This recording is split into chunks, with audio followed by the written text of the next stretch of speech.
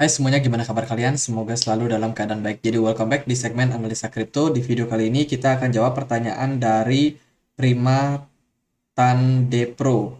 Katanya minta dibahas atau direview untuk SFI. Kita akan coba untuk ulas ya.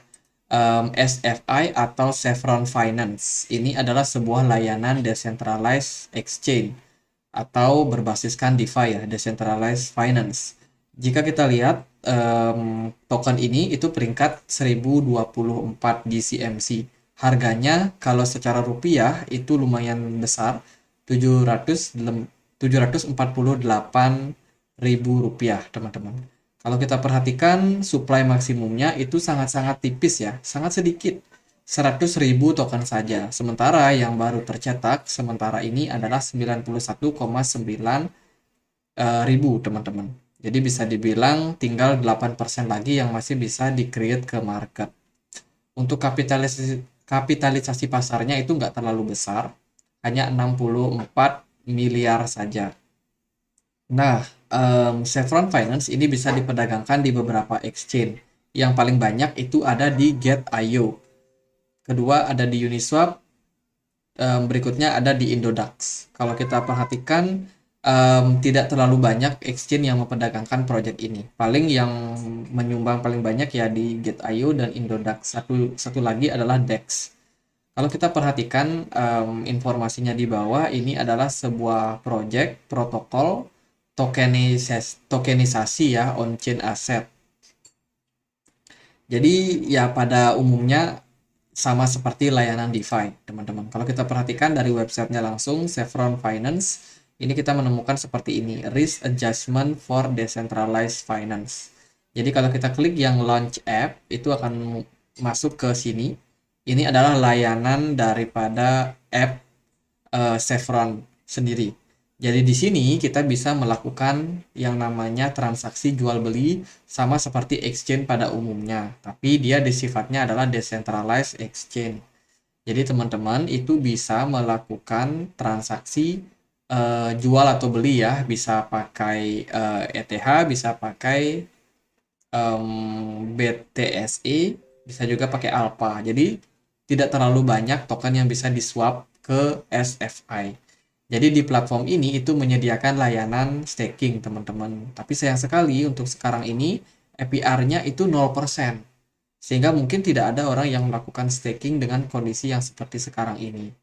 Jadi mereka masih Chevron V2 staking emission have end, sudah selesai ya. Jadi mereka nggak akan ngadain layanan staking lagi. Jadi platformnya sendiri ya udah nggak terlalu dipakai mungkin ya, kalau menurut aku pribadi melihat kondisinya seperti ini. Teman-teman, DeFi itu ada salah satu kendala dari produk DeFi. Ini statement daripada SEC, US Security and Exchange Commission. Ya, dia SEC sebagai sebuah lembaga itu sangat mewanti-wanti bahwa yang namanya platform DeFi itu sangat-sangat berbahaya. Tentu saja mereka punya tujuan untuk melindungi yang namanya para perbankan, karena kan yang namanya layanan DeFi itu mirip seperti perbankan ya. Kita bisa melakukan transaksi jual beli, kita juga bisa melakukan simpan pinjam, ada fitur deposito yang kalau di dunia kripto disebut staking. Jadi kurang lebih mirip banget seperti perbankan pada umumnya. SEC itu adalah lembaga yang tentunya punya kepentingan sama menjaga apa ya, ekosistem daripada perbankan sendiri.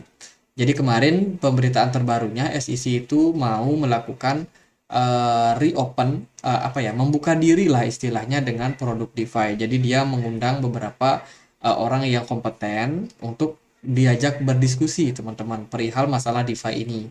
Karena DeFi ini kedepannya akan diregulasi oleh SEC. Jadi kemungkinan proyek-proyek berbasiskan DeFi akan semakin ketat lagi.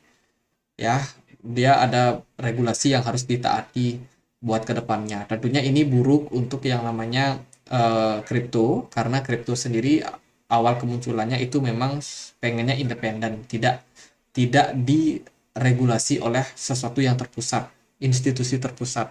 Jadi pengennya semuanya diawasi secara desentral oleh para pengguna. Jadi ini tentunya kabar yang kurang begitu baik.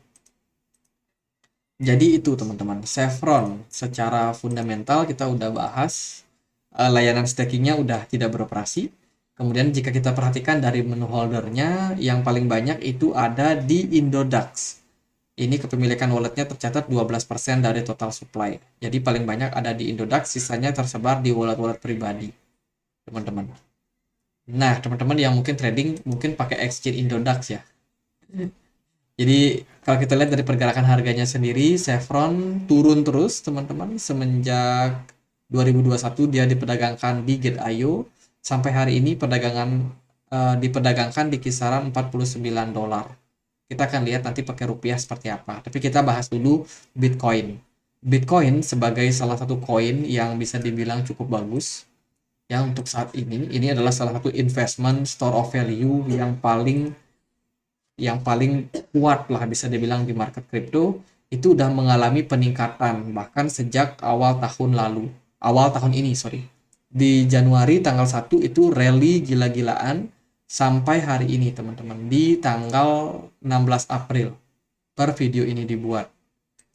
Nah, SFI ternyata tidak sama. SFI justru terkapar sejak awal tahun, dia ada sedikit kenaikan tapi kenaikannya nggak terlalu signifikan. Padahal jika kita perhatikan BTC dominance itu udah turun ya beberapa waktu, sehingga sebenarnya harusnya si altcoin dapat momentum buat naik.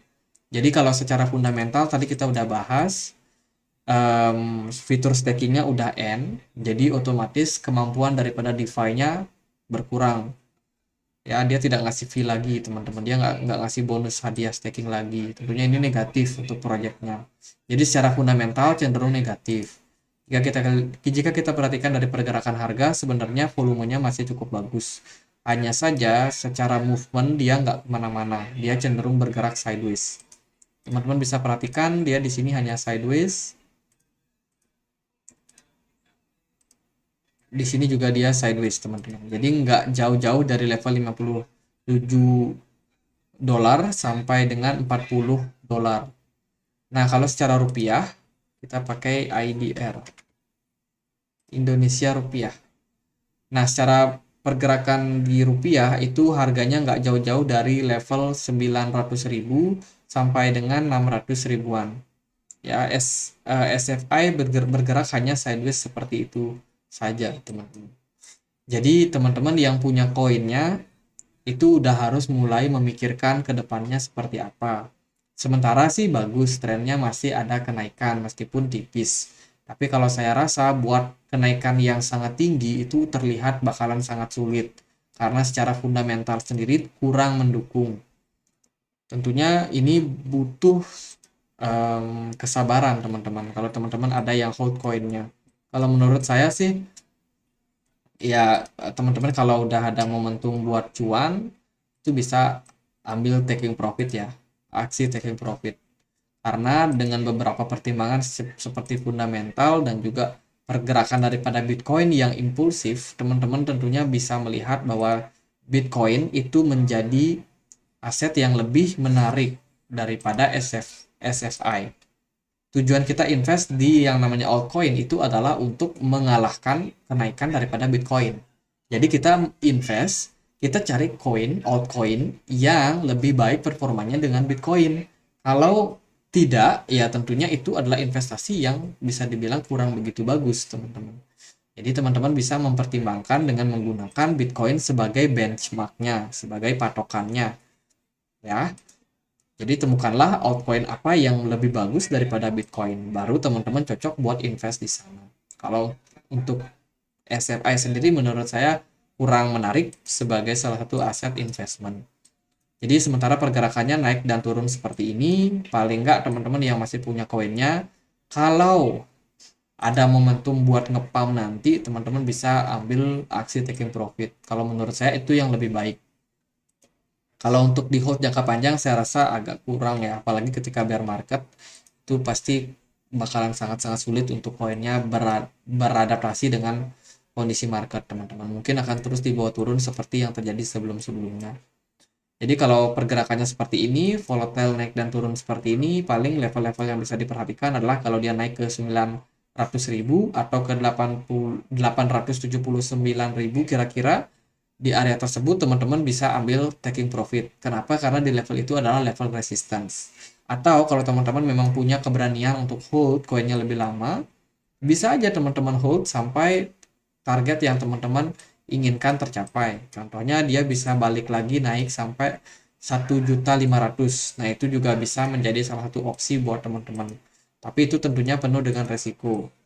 Jadi resikonya silakan teman-teman pikirkan apakah pantas kita nunggu agak lama sampai kenaikannya sampai 1.600.000 atau 1.500.000, atau kita justru cukup di 900.000 atau 875.000 something. Jadi itu beberapa opsi yang bisa teman-teman pilih teman-teman. Jadi analisanya segitu aja, semoga bisa bermanfaat. Dan akhir kata saya Andre, makasih.